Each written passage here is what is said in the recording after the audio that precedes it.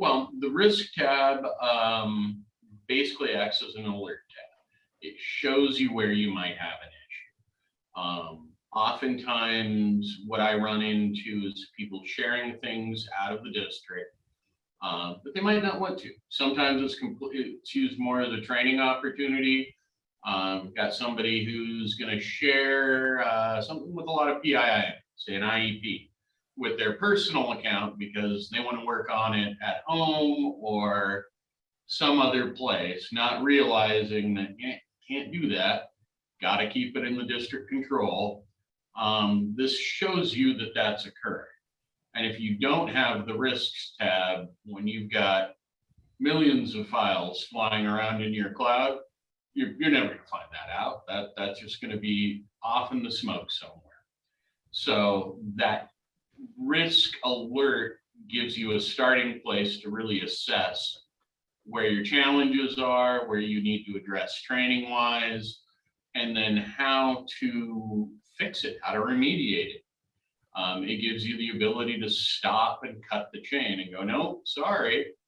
And it lets that user know. You get a phone call, trust me, hey, this is saying I can't do this. Can you guys let me? Or what's going on here? And immediately you get to say, well, this is what we're seeing. And this is why this action occurred. Oftentimes, that's all it takes. The other thing it does is it allows you to respond to your administrator's questions quickly. And this kind of gets into some of the other stuff with files and things like that, where there's an incident. You can go in and you can see how far it's spread. Let's say there's a picture floating around that shouldn't be, and it's on your cloud somewhere. You can see who's accessed it. You can see who owns it. And you can quarantine it and remove it from circulation. So instead of having to go with I'll get back to you and dive into 14 different panes of glass to get that information, you can really get people actionable information in a timely manner. So it's used quite a bit. we kind of had the same issue as Justin, where we had staff and maybe teachers who would send social security numbers and or credit card information over email, not realizing that email is just plain text.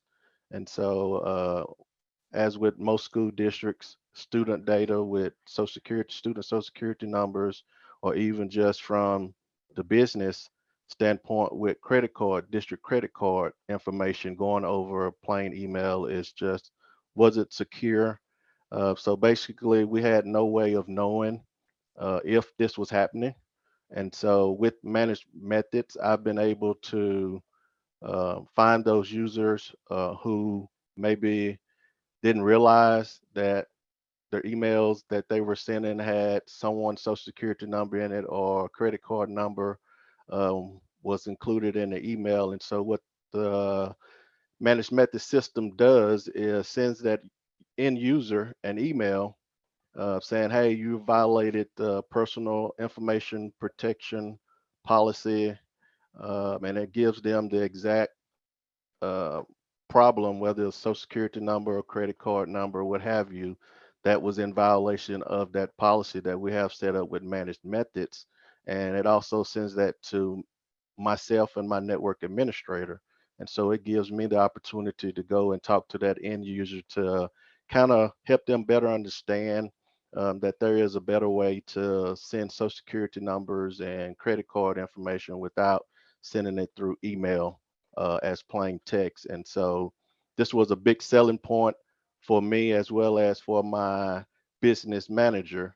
Um, when I showed her, we did the free trial, of course, and when I showed her during the free trial how many school district credit cards were just being used and sent out over plain email with all the identifying numbers, CSVs, and the whole credit card information, she was very surprised at how many people were doing that, and needless to say, it came to an end real quick.